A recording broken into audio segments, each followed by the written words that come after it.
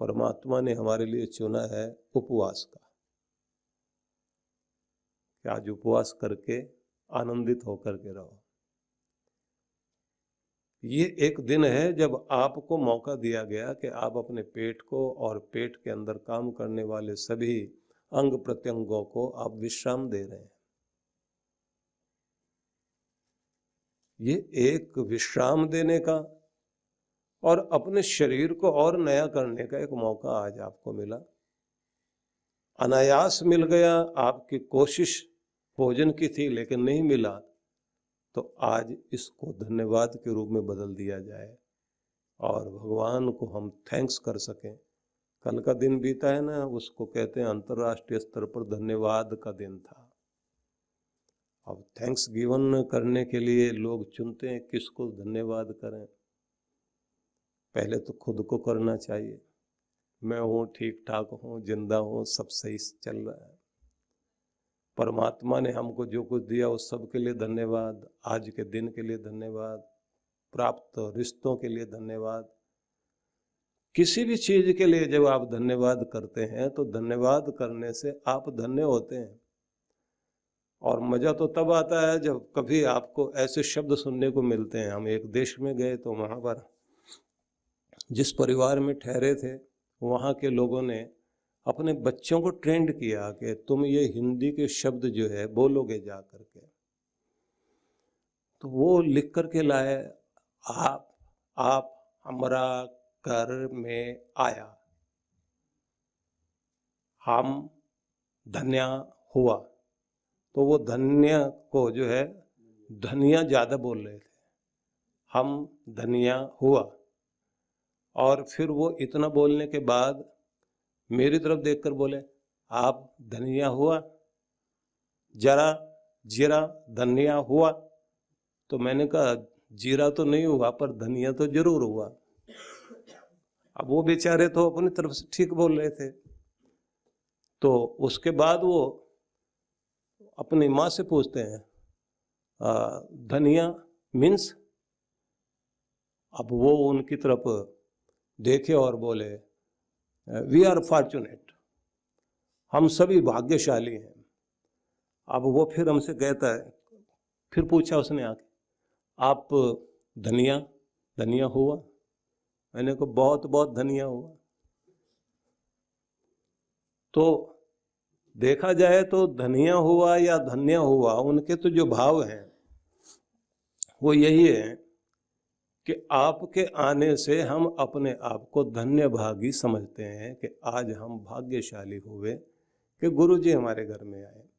लेकिन सच बात तो ये है कि जब हम उनको धन्यवाद करते हैं तो खुद को भी धन्य अनुभव करते हैं। किसी को भी धन्यवाद दीजिए तो आपकी जिंदगी खुद धन्य होती है। और जिसको धन्यवाद करना नहीं आता तो जीवन धन्य नहीं होता। इसलिए कोशिश कीजिए ज़्यादा से ज़्यादा हो सके हम एक दूसरे को धन्यवाद दे सकें। तो इस दुनिया में सबसे ज़्यादा एक ही चीज़ की आवश्यकता है। हर कोई व्यक्ति दुख से बचना चाहता है और सुखी होना चाहता है। लेकिन पूरी दुनिया का सुख अगर किसी चीज़ पर टिका हुआ है तो शांति पर टिका हुआ है। अगर आप शांत नहीं हैं और सुख के साधन घर में लेकर आ गए, सुख के साधन क्या हो सकते हैं? आपका टीवी, आपका रेडियो, आपका फ्रिज, आपके साधन, आपके कार, आपका एसी, आपको जो भी सुख सुविधा दे सके, जो आपको आराम दे सके। तो आराम तभी देगा ना जब आपका मन शांत होगा। अशांत मन वाला व्यक्ति उसे सुख का साधन सुख नहीं देता। अशांति में कोई सुख सुख नहीं लगता, आराम आराम नहीं लगता, खिले हुए फूल अच्छे नहीं लगते, मीठी बात करता हुआ भी आदमी अच्छा नहीं लगता क्योंकि खुद दुखी है। उसको तो बल्कि ये होता है कि क्यों शोर कर रहे हो, चुप बैठो। तो क्या पता लगा कि आप शांत हैं तो आप सुखी भी हो सकते हैं, और अगर शांत नहीं है तो सुखी भी नहीं हो सकते। इसलिए जिंदगी में सबसे पहले कोई भी चीज मांगनी है तो एक ही चीज मांगिए कि मेरी जिंदगी में शांति आए। और शांति जहां अनुशासन चल रहा है, जहां व्यवस्था चल रही है, जहां योजना चल रही है, वहीं पर ये शांति काम करती है। जिनका नियम बिगड़े हुए हैं, जिनकी जिंदगी का अनुशासन बिगड़ा हुआ है, जहां व्यवस्था नाम की, सिस्टम नाम की कोई चीज है ही नहीं, योजनाबद्ध तरीके से जो चलना चाहते ही नहीं, जीवन जीने के प्रति जिनके अंदर प्रेम नहीं है, उनके जीवन में शांति होगी नहीं। जब आप कहते हैं देव शांति, अंतरिक्षम शांति, पृथ्वी शांति, तो देवलोक से शांति आ रही है क्योंकि वहां नियम है, परमात्मा की दिव्य योजना काम कर रही है। वहां से आते हुए सूरज की किरणें आपकी धरती को सुख और शांति दे रही है। अंतरिक्ष से आती भी जितने भी ग्रह नक्षत्रों की ये तरंगे हैं, वो आपकी पृथ्वी का कल्याण कर रही हैं। इस पृथ्वी से उगने वाली जितनी भी चीजें हैं, जिनसे आप भोजन करते हैं, वो सब आप परमात्मा के नियम से चल रही हैं। उसके कारण अन्न खाकर आपको शांति आती है। इसलिए ये कहते हैं औषधेय शांति, वनस्पति शांति। औषधियां भी शांति देती हैं। बीमार आदमी को औषधि दे दी जाए तो उसके बाद आराम मिल जाए तो शांति आती है ना। भोजन करने के बाद शांति आती है। परमात्मा के नाम में शांति है, देवताओं के नाम में शांति है। विश्व देवा शांति, ब्रह्म शांति, परमात्मा के नाम में शांति, भक्ति में शांति है। तो ये आप मंत्र बोलते हो, ओम देव शांति, अंतरिक्षम शांति, पृथ्वी शांति, आप शांति, जलों में शांति है। पानी पी लेने से शांति आती, नहा लेने से शांति आती है। कि सारी दुनिया में हर चीज में परमात्मा ने शांति दी है, इसलिए संसार सुंदर लगता है और इसी कारण आप सुखी हैं। अगर आप अपनी जिंदगी में सुख चाहते हैं तो अपने घर में और अपने वचनों में और जीवन में और अपने व्यवहार में शांति लाना शुरू कर दीजिए, आप सुखी हो जाओगे। तो इसका तरीका क्या हो सकता है? अशांति वाली भाषा मत बोलना। कोई पॉपकॉर्न भून रहा था, मक्का के दाने, तो कुछ दाने जो है तवे से उछल उछल करके छत पे लग रहे थे जाकर। तो किसी ने उस पॉपकॉर्न से, मक्का के दाने से पूछ लिया, इतने जोर से उछलते क्यों? तो उसने धीरे से कान में कहा, एक बात सुन, इतने गर्म तवे पे तू बैठ के देख, अगर मेरे से भी ज्यादा न उछला तो, क्योंकि इतने गर्म तवे पर मुझको बैठा दिया है तो उछल के ऊपर तो जाना ही पड़ता है। तो ये हुई बात विनोद की, लेकिन विनोद की नहीं है, समझने की है कि अशांति के गर्म तवे पर जो भी आदमी बैठा हुआ है तो वो उछलता ही रहेगा। उसको आप कहो कि मीठी बात करो तो वो ऊंची बात भाषा बोलेगा। ऊंची से मतलब ऊंची आवाज में बोलेगा, हर समय हाथ पांव पटकेगा, शांति से बैठ नहीं सकता, क्योंकि तनाव के तवे पर बैठा हुआ है।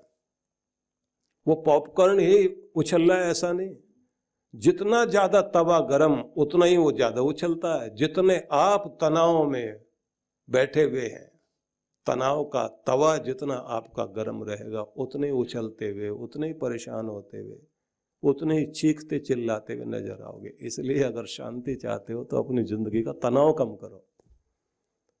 अब प्रश्न ये आता है कि तनाव दूर करना है तो उसका तरीका क्या हो सकता है? तो फिर बात वहीं आएगी कि शांति आती कैसे है। शांति वाले वचन बोलिए, अशांति वाले नहीं। टॉन्टिंग वे में भाषा में बात मत करिए, आग लगाने वाली भाषा मत बोलिए। रहन सहन सादा कर लीजिए, ज्यादा के चक्कर में कहीं आप जो है जीवन की खुशी न खो बैठे, मस्ती न खो बैठे। सिर पर कर्जे लेकर के आप जो अमीरी दिखाना चाहते हैं वो शांति नहीं लेने देगी आपको। अपने घर में थोड़े से साधन में आप सुख शांति से चैन की नींद सो सके वो ज्यादा अच्छा। कर्जा लेकर के अमीर दिखाई देना और अमीरी है नहीं। झूठी शान रख करके आप जो अपने लोगों के वाहवाही लूटना चाहते हैं, दूसरों को जलाना चाहते हैं, वो कोई जलेगा या नहीं जलेगा, वाह वाह करेगा नहीं करेगा, लेकिन आप आह जरूर करते रहोगे कि ये हुआ क्या। इसलिए कहते मूर्ख आदमी करने के बाद सोचता है और समझदार आदमी करने से पहले सोचता है। मूर्ख कहता है ये मैंने क्या कर दिया, और ज्ञानी कहता है मैंने क्या करना है। तो जो सोच समझ करके चलता है उसकी जिंदगी में शांति है, उसके जीवन में तनाव नहीं रहेगा। और जो बिना सोचे समझे चलेगा तो तनाव को पैदा करेगा, अशांति जीवन में आएगी और दुखी होगा ही होगा। फिर आगे देखिए, जो आदमी अपने टाइम का पूरी तरह से पालन करता है उसके जीवन में शांति आएगी, और जो समय को खराब करता है वो अशांत होगा ही होगा। जो प्रेशर में आकर काम करता हो वो तनावग्रस्त रहेगा, और जो प्रेरणा से अपना काम करता है, अंत प्रेरणा से काम करता है, मन में निश्चय करके चलता है आज के समय का ये फायदा लेना है, और उसके अनुसार अपना काम करता है, तो उसके जीवन में शांति आएगी। और जो व्यक्ति चेहरे पर मुस्कुराहट रख करके चलता है, मुस्कुराता है और मुस्कुराहट दूसरों की पसंद करता है, दूसरों को मुस्कुराने का मौका देता है, उसकी जिंदगी में शांति आएगी। और जिस आदमी को खुद भी जला भुना रहता है और दूसरों को भी जलाने में पूरी कोशिश करता रहता है, मुंह लटका के रहना, कूड़ते रहना, जलते भुनते रहना, दुखी रहना, दुखी करना, या फिर कुछ लोग होते हैं खुद तो सुधरते नहीं पर दूसरों को सुधारने में पूरी ताकत लगाए रखते हैं, सुधार के छोड़ूंगा। ऐसे संकल्पवान जो लोग हैं वो खुद भी दुखी रहते हैं, दूसरों को भी दुखी करते हैं। या फिर वो जिद्दी लोग भी दुखी रहते हैं जो कहते हैं हम नहीं सुधरेंगे, हमको जो है ना कुछ कहने की जरूरत ही नहीं है। ट्रक के पीछे मालगाड़ियां, जो छोटी छोटी माल ढोने वाले वाहन चल रहे होते हैं, उनके पीछे लिखा हुआ होता है हम नहीं सुधरेंगे। हरियाणा में तो सीधा ही लिखा होता है गाड़ी के पीछे कि या तो यूं ही चलेगी, हमारी गाड़ी तो ऐसे ही चलेगी, तुम्हारे हॉर्न बजाने से कुछ होने वाला नहीं। तो जिनके पास जिद बड़ी भारी है और सुधरना चाहते ही नहीं है, उनके जीवन में अशांति रहेगी, अशांति फैलाते हुए आगे तक चलते चले जाएंगे। वे लोग भी अशांत रहेंगे कि जिनको किसी ने थोड़ा सा छेड़ दिया, अब वो अपने 10 काम भूल करके इसी काम में लगे हुए, किस को तुमने तंग किया, अब तुम्हें भी मजा मिलेगा। तो इसको बोलते हैं केकड़ा संस्कृति। और केकड़ा संस्कृति को तो आप लोग जानते ही होंगे कि किसी एक व्यक्ति ने पानी के जहाज में जो है वो जिंदा केकड़े सप्लाई करने के लिए जो गत्ते के डिब्बे होते हैं, प्लास्टिक के डिब्बे, गत्ते के डिब्बे थोड़े से खुले हुए, उनमें केकड़े भरे हुए थे। अब वो रखे हुए जहाज की डेक पर, और वहां पर कुछ लोग खड़े हुए हैं और वो आपस में बात कर रहे हैं, कुछ विदेशी भी हैं कुछ देशी भी हैं। अब विदेशी आदमी ने कहा कि जिन्होंने ये सप्लाई किए हैं, डिब्बे रखे हुए हैं, इसमें से ये केकड़े अगर बाहर निकल आए तो लोगों को नुकसान पहुंचा सकते हैं। तो जिस आदमी ने वो रखे हुए थे वो भी वहीं खड़ा हुआ था, बोले साहब ये बाहर आएंगे नहीं, देखिए तो सही, वो ऊपर जाने की कोशिश कर रहे हैं, डिब्बे से बाहर निकलने की कोशिश कर रहे हैं, हलचल खूब हो रही है इनमें। तो भारतीय व्यापारी था, उसने कहा हम जानते हैं ये हमारे यहीं के देसी केकड़े हैं, ये बाहर निकलने वाले नहीं है। ऐसा कैसे? बोले एक जैसे ही ऊपर उठने की और बाहर निकलने की कोशिश करता है ना, तो 4 भाई उसकी टांग पकड़ के खींच के नीचे लेके आते हैं। फिर वो भी कहता अच्छा मुझे नीचे लेकर गए हो, अब तुम्हें देखता हूं, मैं देखता हूं मेरे होते कौन कैसे ऊपर जाता। बोले इसी में लगे हुए बेचारे। तो ये इसी कार्यक्रम में लगे हुए हैं कि ना वो उसकी टांग खींचने में लगा हुआ, वो उसकी टांग खींचने में लगा हुआ, आपस में जो संघर्ष चल रहा, आपस में जो है दारा सिंह बन करके कुश्ती लड़ रहे हैं, लेकिन किसी का भी भला नहीं हो पा रहा। ये केकड़ा संस्कृति है जिसके जीवन में ये जाग गई। हालांकि भारत ऐसा नहीं है, मैं आपको बताऊं, भारत ही ऐसा देश है जो खुद की तरक्की के साथ दूसरों की तरक्की के बारे में भी सोचता है। लेकिन कभी कभी हंसने के लिए बात कही जाती है कि कुछ लोगों की प्रवृत्ति होती है, ना खुद ऊपर उठते ना दूसरों को उठने देते, तो उनके जीवन में भी अशांति रहेगी। तो बहुत सारे कारण हो सकते हैं, जिद्दी, गुस्सेबाज, जल्दबाज और कानों का कच्चा, छोटी सी बात को तिल का ताड़ बनाने वाला आदमी, जल्दी उद्विग्न होने वाला व्यक्ति, इस तरह के जितने भी लोग हैं वो अशांत रहते हैं, अशांति को बांटते भी हैं। तो इसलिए जीवन में सबसे ज्यादा महत्वपूर्ण चीज हो सकती है आपकी शांति, और शांति को सबसे बड़ी दौलत मान करके चलिए कि मेरी जिंदगी शांति से भरी हुई है। लोग भगवान से प्रार्थना करते थे, भगवान घर में सुख देना और शांति देना, सुख शांति देना, कि सुख के साथ शांति जरूर आए, नहीं तो मेरा घर जो है ना सुखी करने के चक्कर में कहीं ऐसा ना हो सुख के साधन तो आ जाए और अशांति भी साथ में आ जाए। गाड़ी हो और गाड़ी का सुख ना हो, घर हो और घर का सुख ना हो, रिश्ते हो लेकिन रिश्तों में सुख ना हो। रिश्तों में सुख तभी होता है जब शांति होती है। उसी मन में बढ़िया निर्णय होते हैं जिस मन के अंदर शांति होती है, और वही दिमाग ज्यादा बढ़िया योजना बनाता है जिस मस्तिष्क के अंदर संतुलन और शांति रहती है। वही देश ज्यादा तरक्की करता है जिस देश में शांति होती है, और वही कंपनियां सबसे ज्यादा तरक्की करती हैं जिनमें शांति का कार्यकाल चल रहा होता है। और जहां पर आंदोलन खड़े हो जाएं, अशांति खड़ी हो जाए। बहुत लोग होते हैं कि जो आपकी सारी प्रगति को रोकने के लिए किसी न किसी के द्वारा, किसी की शरारत के कारण इस तरह के आंदोलन खड़े कर लेंगे कि जिनके कारण जो है रोज अशांति हो, और बात करेंगे प्रगति की और होगी दुर्गति। तो उसके कारण आपकी प्रगति रुकती है। बीच बीच में आंदोलन किए जाते हैं, इसलिए किए जाते हैं कि आपके अंदर का आलस्य दूर हो सके और जो कमियां हैं, जो कुरीतियां हैं वो मिटाई जा सके। लेकिन अगर कोई चीज को इतना ज्यादा बढ़ा लिया जाए कि वही एक समस्या बन जाए, तो फिर ये ध्यान रखना चाहिए कि तब हम लोग अपने विकास को नहीं, प्रगति के बाधक बन जाते हैं।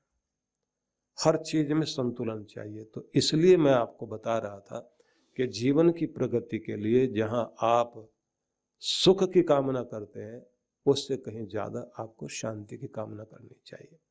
तो अब मैं आपको कुछ चीजें बताऊंगा जिन पर आप लोग ज्यादा से ज्यादा ध्यान देंगे। सबसे पहली बात, तकदीर बदल जाती है उसकी जिसकी जिंदगी में होता है कोई मकसद। तकदीर बदल जाती है उसकी जिसकी जिंदगी का होता है कोई मकसद, वरना उम्र कट जाती है तकदीर को इल्जाम देते देते, किस्मत को कोसते कोसते। इसलिए अगर आप तकदीर को बदलना चाहते हैं तो जिंदगी का कोई ना कोई मकसद, कोई लक्ष्य, कोई एम, कोई टारगेट जरूर बनाइए और उस जिंदगी के गोल पर अपनी पूरी एनर्जी लगाइए। यही अपनी तकदीर लिखने का तरीका है। क्योंकि दूसरा चक्र जो मैंने आपसे कहा था, जहां से गणपति की कृपा मिलती है, नेतृत्व शक्ति मिलती है, उसको जागृत करने के बाद में अगला चक्र आता है जहां से आप अपनी ब्रह्म शक्ति को, ब्रह्म ग्रंथि को जागृत करते हैं, और यहीं से आप अपनी तकदीर बदलने का कार्य भी करते हैं। तो इसके लिए चाहिए कि आदमी गोल बनाए। कहा जाता है कि संघर्ष में आदमी हमेशा अकेला होता है और सफलता में सारी दुनिया साथ होती है। लेकिन ये याद रखना कि जब आप संघर्ष कर रहे होते हैं तो दुनिया आपसे विपरीत होती है, पर एक आपके साथ जरूर होता है, ऊपर वाला परमात्मा। जब सारी दुनिया के दरवाजे आपके लिए बंद हो जाते हैं तो एक ही दरवाजा ऐसा होता है जो कभी बंद नहीं होता, वो परमात्मा का दरवाजा होता है। कहते हैं कि एक दरवाजा बंद होता है तो 9 दरवाजे खुलते भी हैं। पर आदमी की आदत होती है खुले हुए दरवाजे को, जो पीछे खुल जाते हैं दरवाजे, उधर वो देख ही नहीं पा रहा होता। जो बंद हो गया बस उसी को देखता रहता है कि ये बंद क्यों हुआ। जिंदगी में से जो चीज बंद हो गई सिर्फ उसी के बारे में सोचते मत रहना। परमात्मा ने आपके लिए 9 दरवाजे और खोल रखे हैं। उसकी करुणा को देखिए और उसके प्यार को देखिए, आप अपने जीवन में वो प्राप्त कर लोगे जिसकी आपने कल्पना भी नहीं की। और आपको मैं ये याद कराना चाहता हूं कि ये हमेशा याद रखें, आपकी प्रॉब्लम बड़ी हो सकती है लेकिन परमात्मा से बड़ी नहीं होती। परमात्मा की कृपा से बड़ी प्रॉब्लम दुनिया में कोई नहीं है। परमात्मा की कृपा जब आपके साथ है तो कोई भी प्रॉब्लम सॉल्व हो सकती है। इसलिए आप अपनी प्रॉब्लम को उतना याद मत करना जितना प्रॉब्लम को सॉल्व करने वाली शक्ति परमात्मा, उसे याद करने की जरूरत है। तो जब आप ये सब ध्यान देते हैं तो आपके ऊपर बहुत बड़ी कृपा होती है। मैं समझता हूँ कि आप लोग बहुत शांति से ये सब पर विचार करेंगे और अपने जीवन को बदलने के लिए प्रयत्न करेंगे। आप सब के लिए मेरी बहुत सारी मंगल कामनाएं। माता पिता एवं वृद्ध जनों के प्रति सम्मान व्यक्त करने का और हृदय से कृतज्ञता ज्ञापित करने का तथा अपने कार्यों से समाज व राष्ट्र को गौरवान्वित करने वाले अति विशिष्ट जनों के सम्मान का पर्व है श्रद्धा पर्व।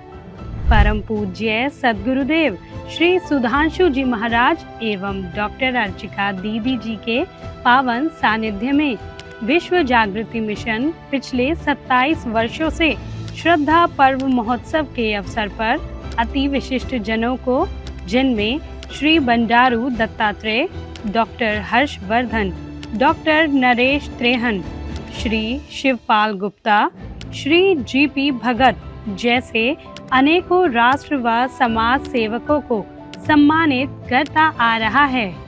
कार्यक्रम की रूपरेखा दिनांक 2 अक्टूबर 2025 प्रातः 10 बजे, स्थान आनंद धाम आश्रम बक्करवाला नई दिल्ली। आयोजक विश्व जागृति मिशन। आप सपरिवार सादर आमंत्रित हैं।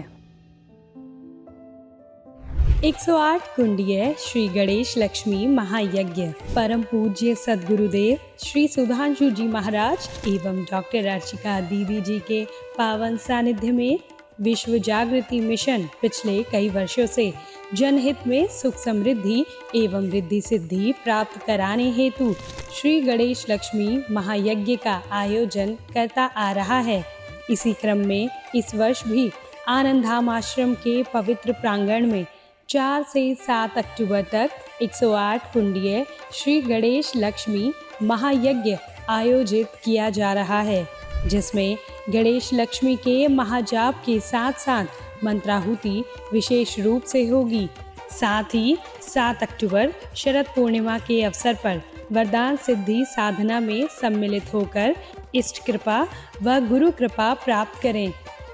कार्यक्रम की रूपरेखा दिनांक 4 से 7 अक्टूबर 2025 प्रातः 8 बजे। विशेष 7 अक्टूबर वरदान सिद्धि साधना एवं शरद पूर्णिमा पर गुरु दर्शन। आप सपरिवार इस कार्यक्रम में सादर आमंत्रित हैं। आप घर बैठे भी यज्ञ में भाग ले सकते हैं। यज्ञ में यजमान बनने के लिए संपर्क करें।